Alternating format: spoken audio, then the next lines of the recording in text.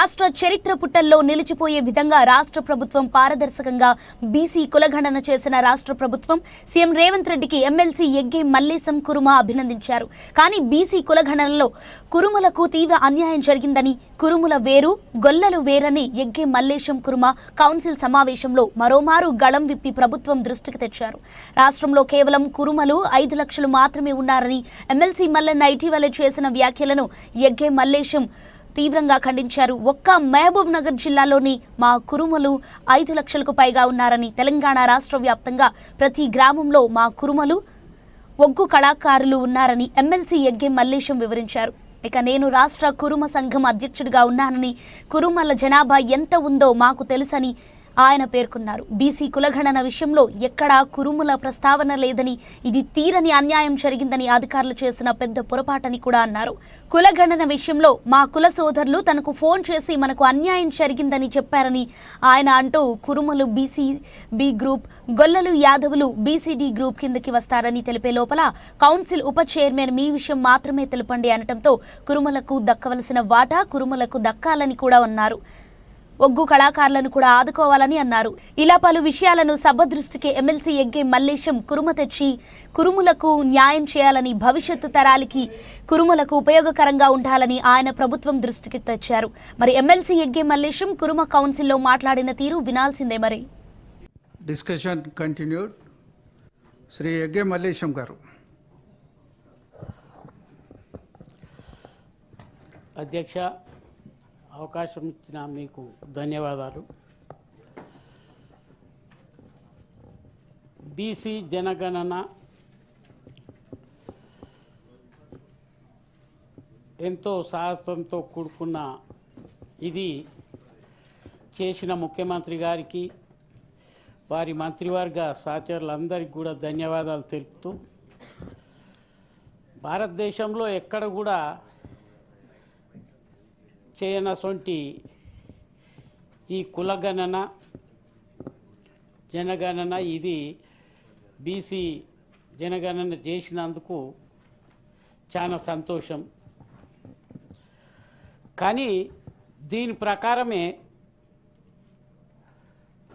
BC రిజర్వేషన్లు కూడా చేసినట్టయితే ప్రతి దాంట్లో బీసీలకు న్యాయం చేసినట్టు అవుతుంది. గతంలో ఒక ప్రధానమంత్రి బీసీ ప్రధానమంత్రి అయ్యిండని చాలా సంతోషపడ్డాం. కానీ బీసీలకు ప్రధానమంత్రితోని ఒరిగింది ఏమీ లేదు. ఒక బీసీ 81 మంది మంత్రులు ఉన్న కేంద్ర ప్రభుత్వంలో ఒక బీసీ మంత్రిత్వ శాఖ లేకపోవడము ఇక బీసీలు చేసుకున్న ఏం పాపమో తెలియదు. ఈ విధంగా సెంట్రల్ గవర్నమెంట్ ఆ మాదిరిగా ఉంటే సరే, కామారెడ్డి బీసీ డిక్లరేషనా ఏదన్నా కానీ, ఇక్కడ ఒక ముఖ్యమంత్రి ఓసీ ముఖ్యమంత్రి అయినా బీసీ కులగణన చేపించినందుకు వారికి ధన్యవాదాలు. అందులో ఎవరు ఏ కులము ఎంత అనేది బహిర్గతం చేయలేదు. కానీ నేను ఒక అధ్యక్షునిగా ఉన్నా, కుర్మ సంఘానికి అధ్యక్షునిగా ఉన్నా. నాకు జిల్లాలకెళ్ళి ఒకటే ఫోన్లు. మరి నాకు లేని ఇన్ఫర్మేషన్ వాళ్ళకెక్కడున్నది నాకు తెలియదు. 5 లక్షలే చూయించిరంట కురుమోళ్ళను అని. మా మల్లన్నను కూడా అడిగినా, మీరు 5 లక్షలు ఉన్నారు, మీరు ఎక్కడ ఎక్కువ ఉన్నారు అని మా మల్లన్న కూడా అన్నాడు. అయితే ఇట్లా ఒక్క జిల్లాల, ఒక మహబూబ్ నగర్ జిల్లానో, ఒక ఉమ్మడి రంగారెడ్డి జిల్లానో ఒక 5 లక్షల కంటే పైన చూపిస్తే, ఒకటే జిల్లా నేను చెప్పేది, యావత్ రాష్ట్రం 33 జిల్లాలు, 10 జిల్లాలే ఉమ్మడి జిల్లాలు, 10 జిల్లాలే. నేను ఒక జిల్లాలనే 6-7 లక్షలు చూయించకపోతే ఏ శిక్షకైనా నేను సిద్ధంగా ఉన్నా. ఇది అధికారులు చేసిన పొరపాటు. మాకంటే 2-3 ఇంతల గొల్లోలను యాదవులను చూపిస్తున్నారు. వాళ్ళు ఎక్కడ ఒక నల్గొండ జిల్లా 6 నియోజకవర్గాలు, ఒక ఖమ్మంలో ఒక 4-5 నియోజకవర్గాలల్లా వాళ్ళు కొద్దిగా ఎక్కువ శాతం ఉంటారు. ఈ తెలంగాణలో, ఆంధ్రాలో ఎక్కువ ఉన్నారు, నేను ఒప్పుకుంటా. మీ గురించే చెప్పండి, మిగతా వాళ్ళ మీద ఎందుకు? అయితే ఇప్పుడు ఇక్కడ మాకు మరి ఇద్దరికి గదే వస్తున్నది. కుర్మగొల్ల అనగానే గొల్ల రాసేస్తున్నారు, యాదవ్ రాసేస్తున్నారు. అందుకనే ఈ డిఫరెంట్ వస్తున్నది. ఏ ఊర్లో పోయినా ఇక్కడ ఉన్న సభ్యులు, విలేజ్లకి వెళ్ళి వచ్చిన సభ్యులు ఎవరిని అడిగినా కురుమలేని ఊరు లేదు. కనుక నేను ఒక్కటే, ప్రభుత్వ పరంగా ఇది బహిర్గతం కాలేదు మీ సంఖ్య కనుక నేను దాని గురించి ఏం మాట్లాడదలుచుకోలేదు.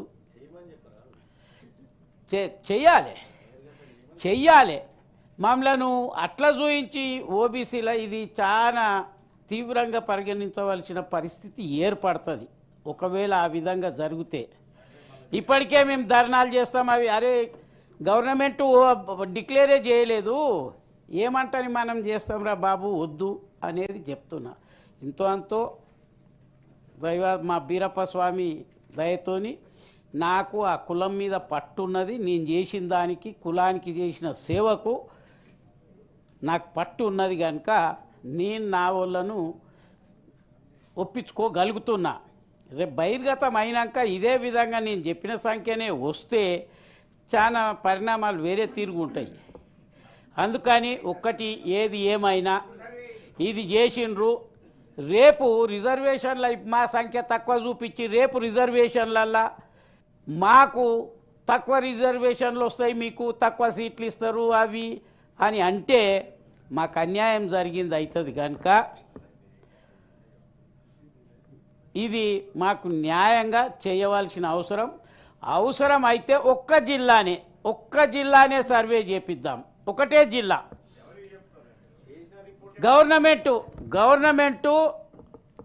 గవర్నమెంటు వాళ్ళ ఆఫీసర్లను పెట్టని నేను నా మనుషులను పెడతా. ఒక్క జిల్లా చేపిస్తే ఎన్ని లక్షలు ఉంటాము ఏంటిది అప్పుడు చూసుకుందాం. కనుక ఒకటి ఏది ఏమన్నా కానీ ఒక ధైర్యంగా ఈ ప్రభుత్వం ఈ సర్వే చేసింది కనుక అభినందనీయం. అమ్మా లేడు కనుక మా కృష్ణారావు అని ఉన్నాడు, ఉండాలి. ఆయన సీఎం దగ్గర ఉన్నాడంట, 10 నిమిషాలు అవుతుంది అంటే టైం వేస్ట్ ఎందుకు చేయాలి అని డిప్యూటీ చైర్మన్ గారు తీసుకొచ్చిండ్రు. బీసీ మినిస్టర్ గారికి చెప్తాము, సీఎం గారికి కూడా చెప్తాము, రిప్రజెంటేషన్ ఇస్తాము. నేను చెప్పిన మా బాధ తప్పకుండా దీన్ని మాత్రం వదిలిపెట్టము. ఏది ఏమున్నా ఇది చేసినందుకు ఈ ప్రభుత్వాన్ని, ఆ ముఖ్యమంత్రిని, మంత్రివర్గం సహచరులకు అందరికి కూడా హృదయపూర్వక ధన్యవాదాలు తెలియజేస్తారు.